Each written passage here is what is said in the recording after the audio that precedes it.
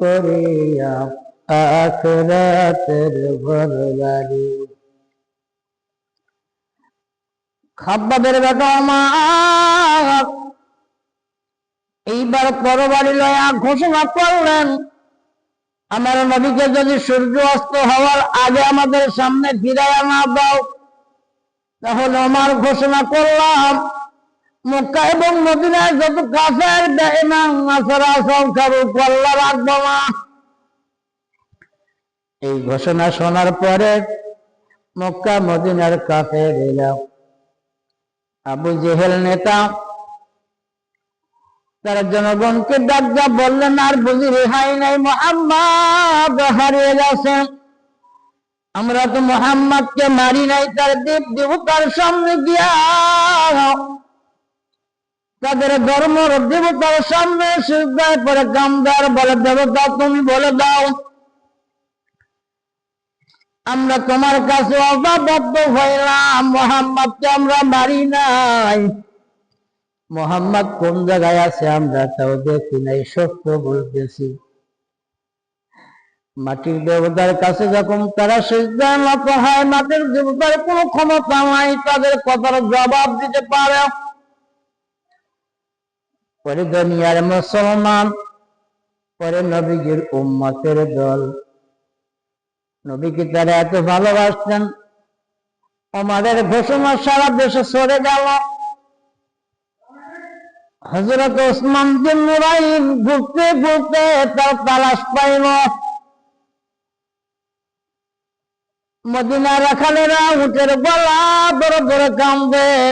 ওসমান বিন নুরাইন ডাকতে বললেন, ভাই গো, তোমরা কেন উটের গলা ধরে কান্দো? এই রাস্তা দিয়ে আমার নবীজিকে তোমরা দেখছো নি? রাখালেরা তখন তো নবীজিকে চেনে না।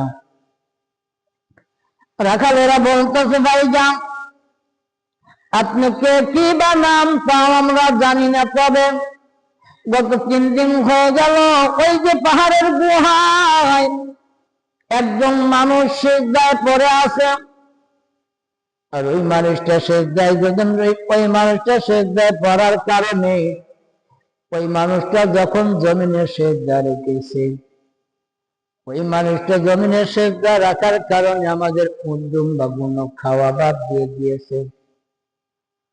ওই মানুষটা যতক্ষণ পর্যন্ত সিজদায় আছে ততক্ষণ পর্যন্ত আমাদের উদ্যম বা গুণ কিছুই আহার করে না। ভাইজান আপনাদেরকে 2টা পা করে বললাম, ওই মানুষটাকে ওখান থেকে একটু দয়া করে উঠায় নিয়ে যান। ওসমান বিন নুরাইন যা টাকা দেখলেন আমার নবী ওই জমিনের মধ্যে সিজদায় পড়ে পড়ে কাঁদে। ওসমান বিন নুরাইনের কানে আসলো, ইয়া হাবলি উম্মতি, ইয়া হাবলি উম্মতি, আমার উম্মতের কি হবে? আমার উম্মতের গুনাহগুলো তুমি কেন মাফ করবে না? মাফ করিয়া দাও।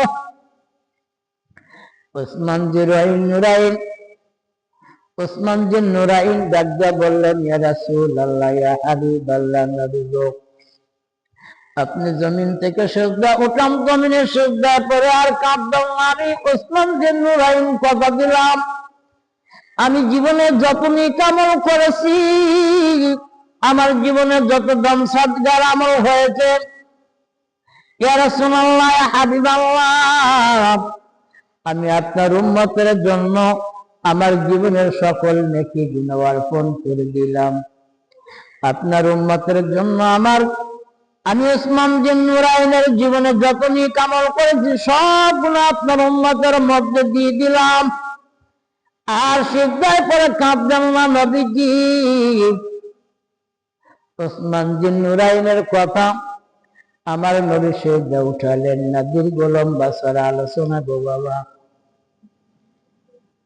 ওসমান বিন নুরাইনের কথা নবী সিজদা পড়লেন।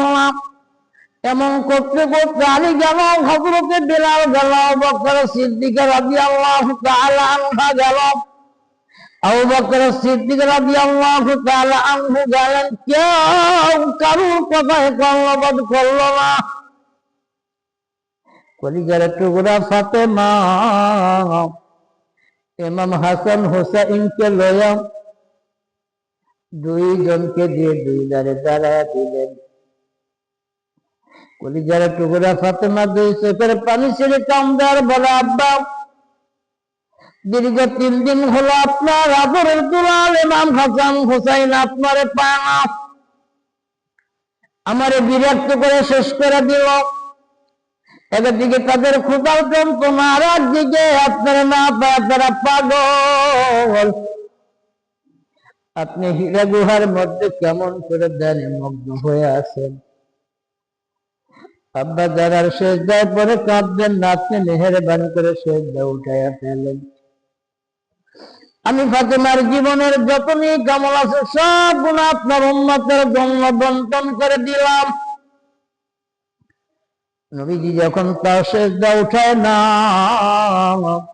ফাতেমা জমিনে সেজদায় পরে বললেন, আব্বা গো, আমার জীবনের নেকি পায় যখন আপনি খুশি হলেন না, আমার কলিজার টুকরা ইমাম হাসান হুসাইনকে আপনার উম্মতের জন্য কোরবান করে দিলাম।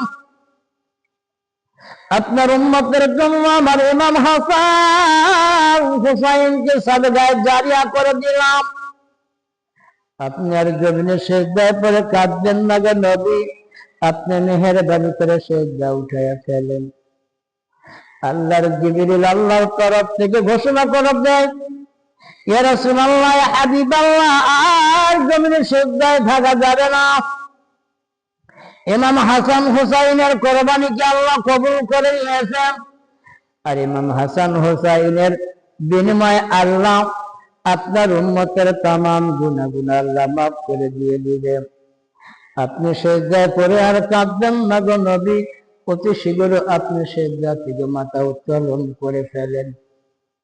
আল্লাহুম্মা আমিন।